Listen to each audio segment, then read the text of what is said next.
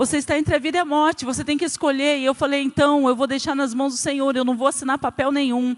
E eu passei por 4 dias, irmãos, que eles colocaram tudo quanto é tipo de remédios, e inseriram de todos quanto é forma dentro do meu corpo, tentando romper a minha placenta para que meu filho saísse. Parecia que era uma resistência tão grande, a minha pressão muito alta. Eu tive paradas cardíacas, fui para a eclâmpsia, entrei dentro de sala de cirurgia, saí de dentro de sala de cirurgia, e o médico dizendo, você precisa assinar, nós vamos ter que fazer um aborto, não vai poder continuar esta criança. Irmãs, eu entrei dentro do banheiro com a enfermeira, dentro de uma cadeira de roda, e eu falei para a enfermeira, eu não admito, porque eu ouvi uma profecia dentro da igreja, o qual o Senhor falou para mim que eu teria o meu José, e agora eles estão querendo arrancar o meu José. Aquela mulher olhou para mim e falou, então se Deus falou contigo, está falado. Irmãs, quando ela falou aquilo, aquela palavra de uma terebinta ali junto comigo, me deu força para me sentir um cheiro suave de Cristo no meu pior momento. E aquela placenta, irmãos, na hora que ela falou, ela restaurou. O meu filho veio parar no meio das minhas pernas, arrancaram meus filhos dos meus braços. O meu filho já estava muito amarelo, arroxeado,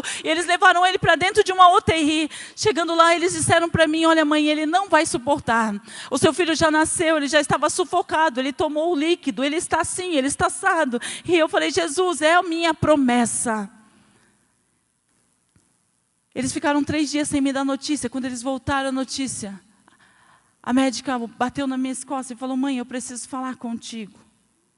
Irmãos, no segundo dia que eu estava lá, eu subi em cima de uma capela que tem lá no evangélico. E a gente tinha tanta dificuldade financeira, e eu falei assim, eu não posso ir embora, eu moro em Araucária. Para mim vir e voltar todo dia para ver meu filho é impossível. Deus, eu só te peço alguma coisa. Não me deixa ir embora. Faz qualquer coisa, mas me segura dentro desse hospital para mim poder ficar com meu filho. Irmãos, Deus ouve. Eu estava no 3º dia e disseram que com 48 horas eu ia receber a minha alta. No 3º dia, elas disseram, hoje não passa. E quando aquela médica chegou e bateu na minha costas, eu falei, a minha alta está chegando. Eles vão me mandar embora, porque as pessoas falaram, é impossível, você está bem. Você teve um parto instantâneo, um parto normal, ninguém fica aqui mais de 48 horas. As enfermeiras falaram, as mulheres que estavam internadas falaram, porque é assim que acontece com nossos desertos. As pessoas vêm dizer para nós, ei, não acredita, não confia, é mentira, é impossível, você está louco, você não vai sair deste lugar. E eu falava para Deus, Senhor, foi o Senhor quem fez a promessa. No 3º dia, ela bateu no meu ombro e falou, mãe, eu tenho uma notícia triste para te dar. O teu filho está com vida ainda, mas o teu filho está com uma leucemia muito forte. O sangue dele está todo como se fosse uma água, para a senhora entender. Mas ele está resistindo firmemente, mãe. E nós não podemos desligar o aparelho do teu filho. Eu voltei no quarto e falei para as meninas, ela ia embora. Eu falei, não, a notícia foi pior antes eu tivesse ido embora. Meu filho está com leucemia. A gente começou, irmãos, dentro daquele Curitiba, Santa Catarina, onde eu tinha um parente. A gente começou a correr atrás de uma medula óssea para o meu filho, porque tem 3 tipos de falta de medula. E eu comecei a orar a Deus. Irmãos, foram 6 dias, 10 dias, 20 dias.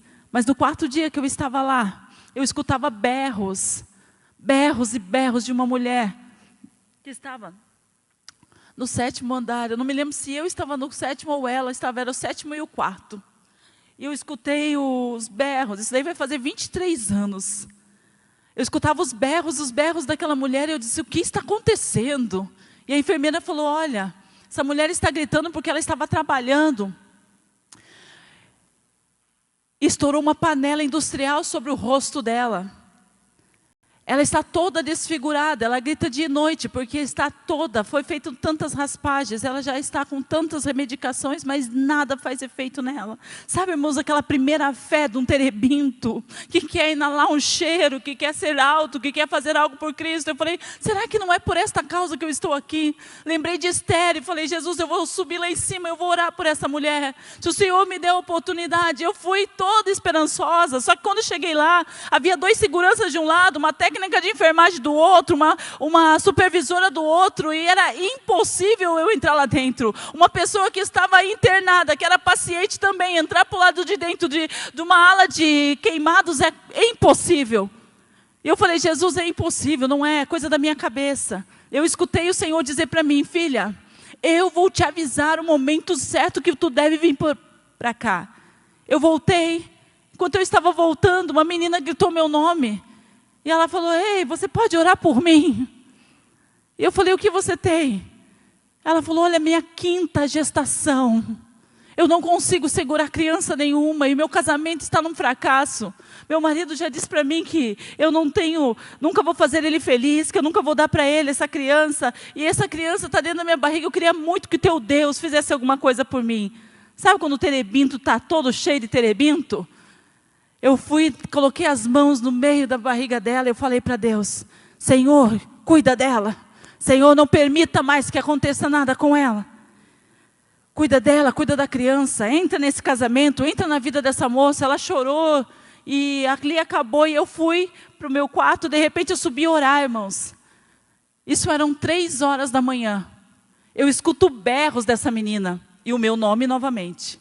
Quando eu entro dentro da sala, irmãos, estava ensanguentada toda aquela sala, a maca, a cama, tudo estava ensanguentado. E na hora eu falei assim: meu Deus, eu acabei de dizer para ela, Senhor, que o Senhor cuidaria dela. Como é que eu vou olhar no olho desta menina? Eu lembro que eles pegaram, colocaram ela dentro de uma cadeira de roda e a levaram para cima. E as enfermeiras disseram: ela foi fazer coletagem, ela foi fazer alguma coisa. Eu disse: Senhor, tem misericórdia. Todo mundo ouviu eu dizendo para ela.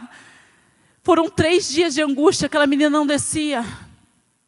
E eu ficava sentada num lugar, porque quando eu via a luzinha piscando de alguém, quando você está no hospital e você precisa de ajuda, tem uma luzinha atrás de você, que você aperta aquela luz. Como eu estava bem e não tinha nada para fazer o dia inteiro, eu sentava com uma cadeira bem de frente para a luzinha. E eu ficava esperando. A hora que acendesse uma luz, eu corria lá. Eu dava banho, eu cuidava das pessoas.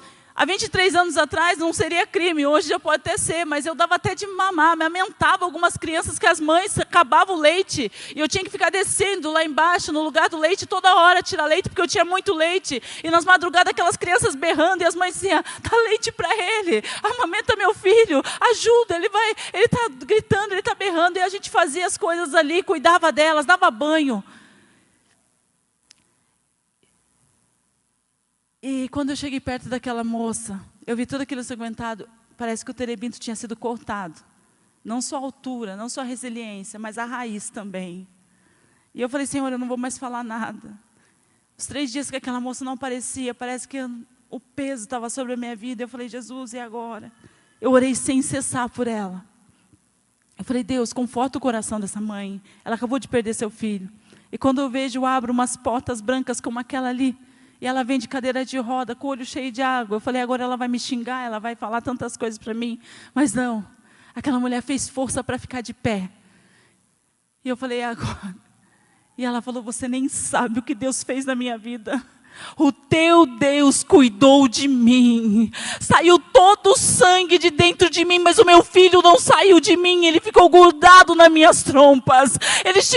Deus permitiu que tudo isso acontecesse para que eu pudesse e subir lá em cima e eles me costurar e agora eu poder saber que o meu filho vai crescer e vai ser gerado dentro da minha barriga. Ele não vai mais morrer, irmãos. Todas aquelas enfermeiras chorando ao nosso redor, entendendo e vendo que Deus é um Deus que quando Ele promete, Ele cumpre. Por mais que as circunstâncias pareçam, quem olhava todo o sangue, quem dizia que ela estava fazendo coletagem, dizia: é impossível essa criança viver. Foi muito sangue que saiu dela, mas o Senhor, quando promete, não importa o que a gente veja, qual seja o cenário de derrota, qual seja a palavra do adversário, Ele vai lá e faz por mim e faz por você. Aquele homem, quando chegou na hora da visita, irmãos, quando ele chegou na hora da visita, eles queriam saber quem é que tinha feito, o que tinha acontecido. Ele e a sogra dele atrás da menina, porque naquela época eu era uma menina, e ele dizendo: quem foi essa menina que orou pela minha esposa?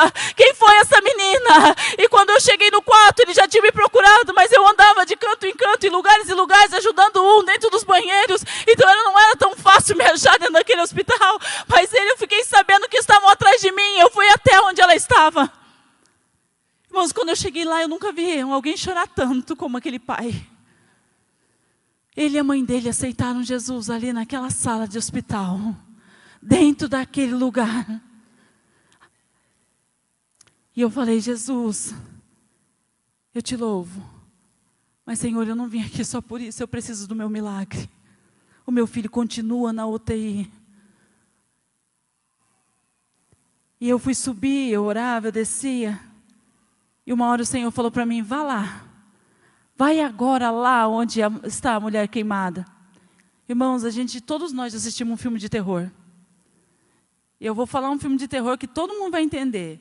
Vocês já viram aquele Fred Krueger, tudo sanguentado, aquele rosto? Aquela mulher estava pior do que ele. Irmãos, não tinha cartilagem no nariz dela. Os olhos dela estavam no branco, mas essa parte de cima, dos cílios, não tinha cílios. O cabelo dela, irmãos, na hora da queima, que começou a queimar, ela mesma, no desespero, ela arrancou com a própria mão. Não tinha unhas, tinha o osso dos dedos na mão dela, porque derreteu aquela água, com aquela comida quente que caiu toda no rosto dela. Ela colocou as mãos e caiu todas, a carne daquelas unhas. Quando eu olhei aquilo, eu falei, é impossível. Eu falei, Deus, ora, essa mulher ela vai ficar toda deformada. Se o Senhor fizer um milagre na vida dessa mulher, ela vai ficar toda deformada, Jesus. E o Senhor falou, ore. Aí às vezes a gente pensa que a gente tem que pular, sapatear, gritar, profetizar. Mas as nossas orações mais sinceras são aquelas que alcançam o trono do Senhor. Na tua simplicidade, quando você abre a tua boca e intercede, o Senhor é o Deus que te ouve. E eu pensei que eu ia subir em cima dela, eu pensei que eu ia colocar as mãos nela, eu pensei que eu ia ter que pegar um iodo, eu pensei que eu ia ter que pegar um ferro, eu pensei qualquer coisa, mas o Senhor falou, não, só ora. Você não pode fazer nada, só ora. Quem age aqui sou eu. Deus está dando recado aqui, está falando com pessoas. Só ore, deixa que o resto quem faz por você é Deus. Irmãos, eu continuei, eu orei, saí daquele lugar. Quando eu saí do lugar, ainda não tinha ninguém. Eu passei como Moisés de pés enxutos. E quando eu cheguei, irmãs, no quarto, eu continuava escutando os gritos daquela mulher. Foram mais de 7 dias, aquela mulher continuava gritando, de repente cessou. Eu falei, ou transferiram ela, ou ela não suportou a dor. Ela tinha uma máquina de morfina que ficava passando no corpo dela o dia inteiro, irmãs, jorrando morfina. Aquela mulher gritava insensavelmente. E eu falava, Senhor, então tira essa dor e leva esta mulher. E aí, parou o grito. Parou. E eu falei, Jesus, ela morreu. Perguntei para um, para outro, ninguém sabia o que tinha acontecido com aquela mulher. Eu falei, meu Deus. Isso já fazia, irmãos, 60 dias que eu estava dentro do hospital, sem pagar uma estadia, comendo, bebendo, trabalhando, orando. Um dia um doutor me chamou, falou, ora por mim, porque eu tenho depressão profunda.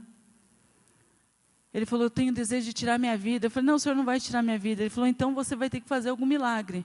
E ele puxou uma gaveta, tinha uma arma, um 38, dentro da gaveta. Eu falei, misericórdia, Senhor, tu não vai fazer nada com a tua vida. Orei por ele. Eu comecei a fazer amizade com pessoas que eu nunca imaginei que eu teria amizades naquele lugar. O Senhor começou a livrar, salvar, libertar. E a obra do Senhor foi feita de uma forma gloriosa. Tudo que eu pude fazer. Mas um dia apareceu 3 médicos na porta do meu quarto.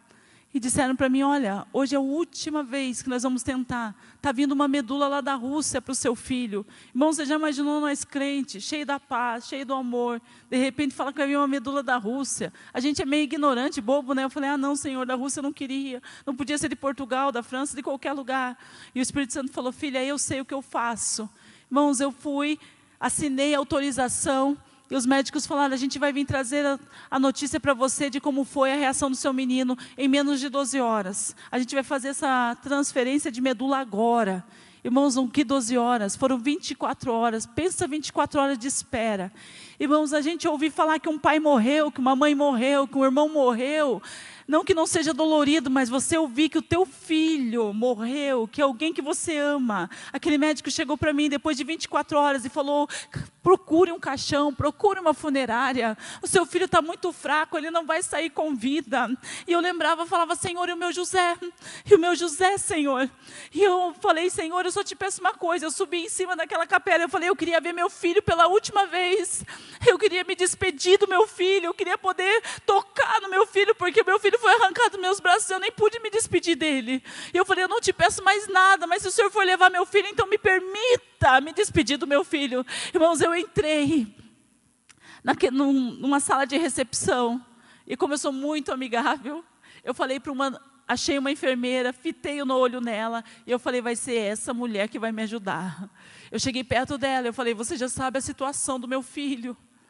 Eu não sei se ele vai viver mais 1 hora, 2 horas, meia hora, quanto tempo meu filho vai viver, mas eu te peço, por favor, me permita se despedir do meu filho. Me permita entrar lá e só tocar nele, ou somente olhar para ele, ou que ele ouça a minha voz.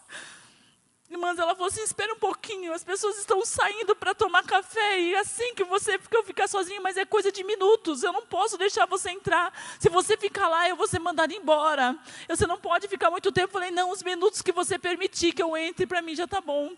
Irmãs, a gente pensa assim, ela chegou lá, pegou o filho no colo, abraçou ele, tocou no rosto, beijou o rosto. Não, havia uma rodinha desse tamanhinho, dentro de uma incubadora, e eu coloquei os meus 2 dedos dentro da incubadora, e eu fiz um carinho nas pernas do meu filho, e eu falei para o meu filho, filho, o Senhor me prometeu você, eu não sei por quanto tempo, porque quem sou eu para julgar ou para falar para Deus o quanto tempo Ele poderia me dar, mas Ele me deu, meu José. Eu pude ver, eu pude tocar, e eu quero te entregar nas mãos do Senhor, filho. A mãe vai aguentar firme, muito breve, nós vamos se ver em algum lugar. O Senhor vai nos preparar um momento. Eu falei com meu filho, como eu falo até nos dias de hoje, meus filhos conversam. Eu acho lindo a Liz, porque ela conversa como gente grande. Meus filhos eram da mesma forma. Tem uma inteligência, conversa tete a tete, não tem muita manha. E ele era bem direto, assim, até nos dias de hoje, conversar com meu filho, ele é uma pessoa bem culta, bem direta. E eu falei para Deus, eu estou entregando, Jesus. Eu estou entregando. Irmãos, quando eu terminei de falar, você precisa sair, eles estão chegando. Eu tive que sair quase correndo dali. Fiquei sentada por 12 horas, irmãs, na porta da UTI orando, já velando meu filho, porque eu falei, a qualquer momento eles vão vir trazer a notícia. Eu fui para o meu quarto, as meninas lá todas esperando, porque a gente tem que saber com quem a gente se aconselha e quem a gente ouve. Quando eu entrei lá, todo mundo, eles estão com dó de você. Eles ainda não falaram nada porque você não arrumou uma funerária, você é muito pobre. Eles estão procurando te ajudar de alguma forma. Eles estão com dó de falar alguma coisa para você. Você é muito querida aqui, as pessoas gostam de você, eles não querem te ofender, eles vão fazer alguma coisa por você. E eu falava, Senhor, eu quero sair dessa angústia. 3 dias, eram 60 dias, se tornaram 63 dias. De repente chegam os 3 médicos, aquele que queria tirar sua própria vida, e mais os 2 que cuidaram de mim e do meu filho, desde o momento que eu coloquei o pé dentro daquele hospital. E eles chegaram para mim e me chamaram dentro de uma sala. E eles falaram assim para mim, olha, Suelen, nós andamos observando você, e a gente acha louvável o que você tem feito aqui dentro desse hospital. Pessoas remuneradas não cuidaram dos pacientes como você cuidou. Então nós resolvemos, nos ajuntamos aqui, e a gente quer pagar algo para você, a gente quer pagar um curso de enfermagem para a tua vida, para que você possa exercer esse negócio de uma forma